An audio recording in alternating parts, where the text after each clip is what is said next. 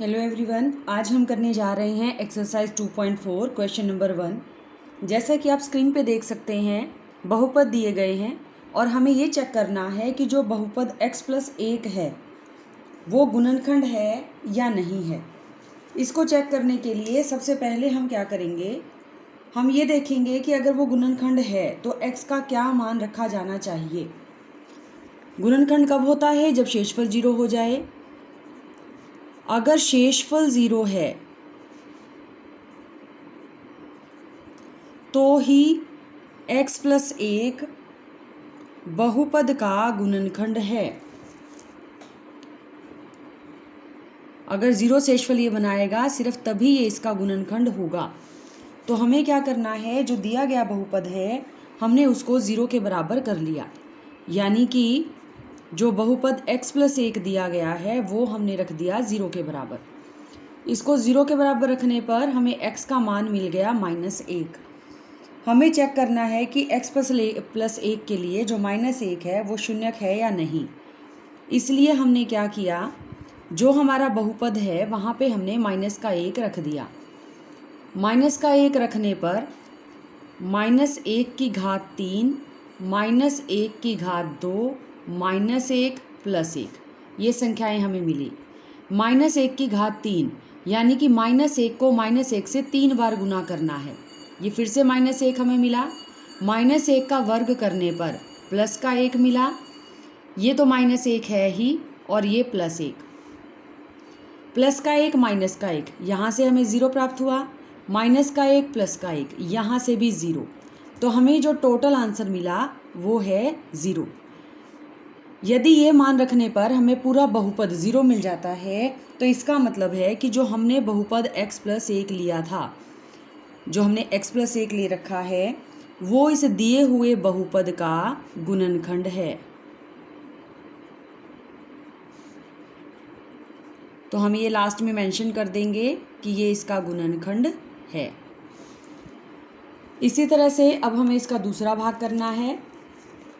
दूसरे भाग के लिए भी जो gx है वो हमने जिसको गुणनखंड दिया गया है उसके बराबर करके 0 के बराबर कर दिया।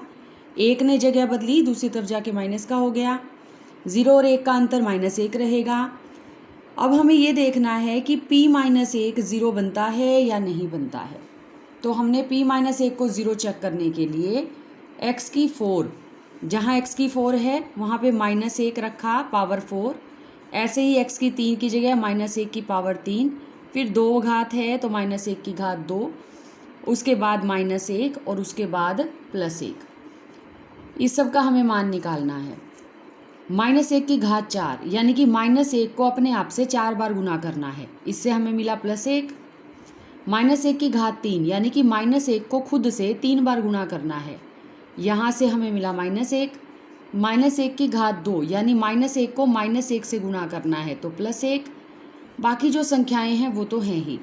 ये +1 और ये -1 ये 0 बना रहा है, ये +1 और ये -1 ये भी 0 बना रहा है। तो टोटल आंसर हमारे पास आ गया 1। अब ये जो हमें संख्या मिली है ये खुद 0 के बराबर नहीं है। 0 के बराबर नहीं है इसलिए हम क्या कहेंगे कि ये गुणनखंड भी नहीं है।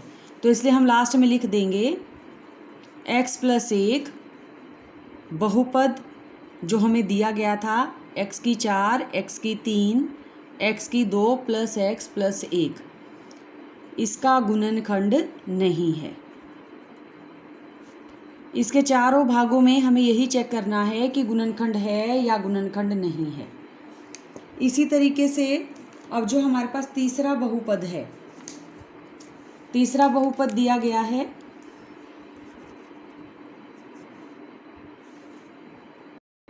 अब हमें चेक करना है x की 4 + 3x की 3 + 3x की 2 + x + 1। इस बहुपद के लिए फिर से x+1 को हमें चेक करना है कि वो गुणनखंड है या नहीं।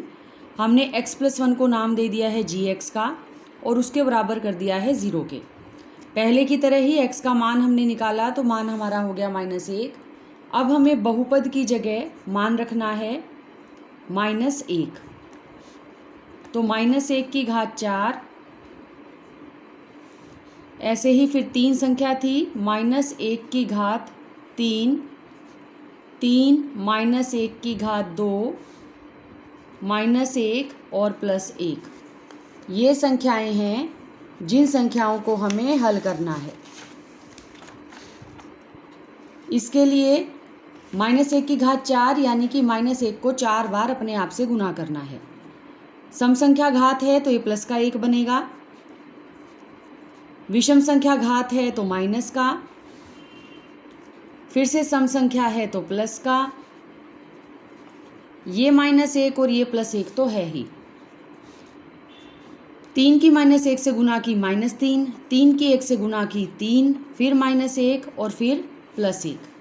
अब इसमें जो संख्याएं 0 बन सकती हैं ये 0 बन जाती है, ये पीछे वाली आपस में घट के 0 बन जाती है।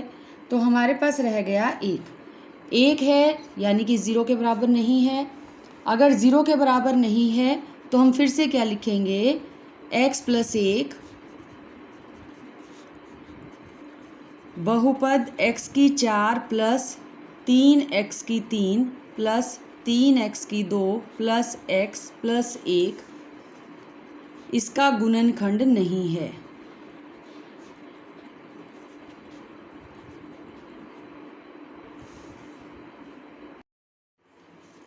इसी तरह से अगला भाग जो हमें हल करना है, बहुपद दी गई है उसके लिए फिर से हम gx लिखेंगे, x + 1 0 के बराबर रखा हमने इसको, x का मान निकाला -1 है। और फिर से जो दिया हुआ बहुपद है, हमें बहुपद दिया गया था x की 3 - x की 2 -2 + वर्गमूल 2 x + वर्गमूल 2। ये जो हमारे पास बहुपद है इसमें हमें जहाँ जहाँ x है वहाँ वहाँ माइनस का 1 रखना है। तो जहाँ जहाँ x था हमने वहाँ पे माइनस का 1 रख लिया।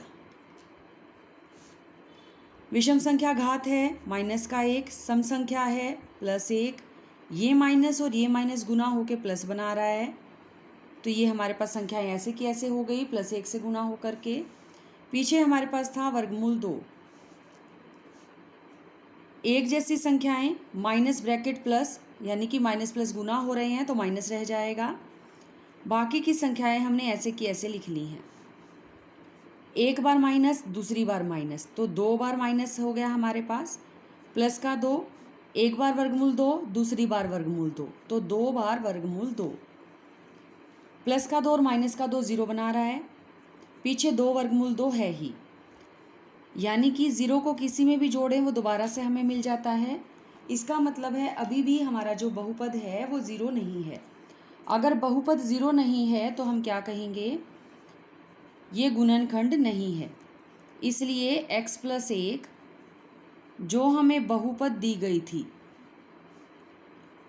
x की 3 - x की 2 -2 + वर्गमूल 2x + वर्गमूल 2, ये इसका गुणनखंड नहीं है।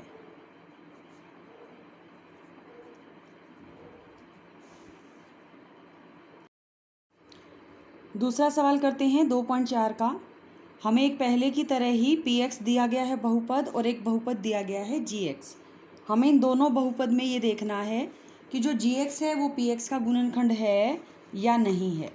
तो पहले की तरह ही करेंगे हम, जो भी हमारा बहुपद है gx हम उसको 0 के बराबर रख कर देखेंगे। gx है x + 1, ये हमने किया 0 के बराबर, यानी कि हमें ये देखना है कि x की क्या वैल्यू रखे जाए जिससे पूरा बहुपद 0 बन जाए। एक में -1 जोड़ने पर ही आंसर 0 आता है, यानी कि x का मान हमें रखना है -1। अब जो हमारा बहुपद है वहाँ पे जहाँ जहाँ x है हमें -1 रखना है। यहाँ से हो गया 2, घात इसकी -3 हो गई, x की जगह पे फिर से -1 रखा, घात 2 हो गई, फिर से x की जगह पे -1 रखा। जो निशान है हमें वो निशान एज इट इज़ रखना है, -1। -1 को 3 बार गुना करना है अपने आप से, तो फिर से -1 मिलेगा। -1 का वर्ग करने पर +1 मिलता है। ये माइनस और ये माइनस आपस में गुना हो गए, इसने प्लस बना दिया। 2 की 1 से गुना की तो 2, 2 की -1 से गुना की -2। तो जो जो संख्याएं हमारे पास थी हमने उसके लिए ब्रैकेट हल कर दी है। प्लस वाला नंबर माइनस वाला नंबर जो भी हमें मिला उनको हमें हल करना है। -2 + 2 0, +1 - 1 0, यानी कि कुल संख्या हमारी 0 हो गई।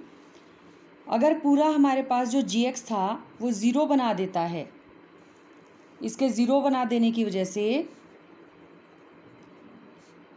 ये हमारा गुणनखंड मान लिया जाएगा। जो दिया गया बहुपद था 2x की 3 प्लस x की 2 माइनस 2x माइनस 1, ये इसका गुणनखंड है। तो हमें यही सिद्ध करना था कि ये गुणनखंड है या नहीं। चेक करें इसको। हमने इसको चेक किया तो ये इसका गुणनखंड है।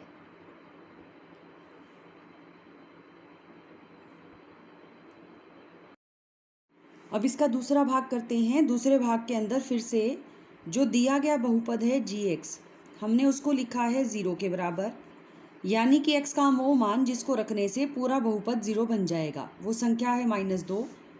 अब हमें जो दिया गया बहुपद है उसके अंदर जहाँ जहाँ x है वहाँ वहाँ पर ये संख्या रखनी है, यानी कि जहाँ जहाँ पे x है वहाँ वहाँ हमें -2 रखना है। बाकी सभी संख्याएं ऐसे की ऐसे हैं, उनमें कोई बदलाव नहीं है, सिर्फ हमने -2 रख दिया। -2 की घात 3, यानी कि -2 की -2 से 3 बार गुना। इसको रफ में करके देख सकते हैं। -2 की -2 से अगर 3 बार गुना करते हैं, 2 दूनी 4, 4 दूनी 8, विषम संख्या है माइनस की तो माइनस ही रह जाएगा, यानी कि जहाँ पे -2 की 3 है वहाँ हमें -8 लिखना है। इसी तरह से -2 की 2 बार गुना करेंगे तो प्लस का 4 आएगा। 3 की 2 से गुना की 6, प्लस और माइनस की गुना हुई तो माइनस, प्लस का 1 तो है ही। 4 की 3 से गुना हुई 12, 12 और 8 में अंतर 4, 4 और 6 का अंतर -2, और उसके अंदर हमें 1 जोड़ना है। 2 और 1 में अंतर रह गया 1, हमेशा बड़े वाले का निशान रह जाता है, तो इसलिए हमारे पास -1 आ गया। ये 0 के बराबर नहीं है। अगर ये 0 के बराबर नहीं है इसका मतलब ये इसका गुणनखंड भी नहीं है। तो इसलिए हम लिखते हैं जो x + 2 है वो बहुपद x की 3 + 3x की 2 + 3x + 1 इसका गुणनखंड नहीं है। इसी तरह से अब हमें इसका तीसरा भाग हल करके देखना है। तीसरे भाग के अंदर जो बहुपद दिया गया है, बहुपद हमारा है x की घात 3 माइनस 4x की 2 प्लस x प्लस 6। इसके लिए जो हमें gx दिया गया है जिसको हमें गुणनखंड चेक करना है वो है x - 3।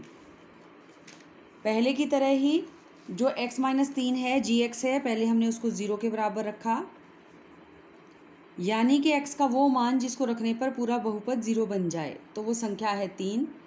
जब हमें पता लग गया है कि 3 रखना है तो जहाँ जहाँ x था वहाँ वहाँ पे हमने 3 रख दिया।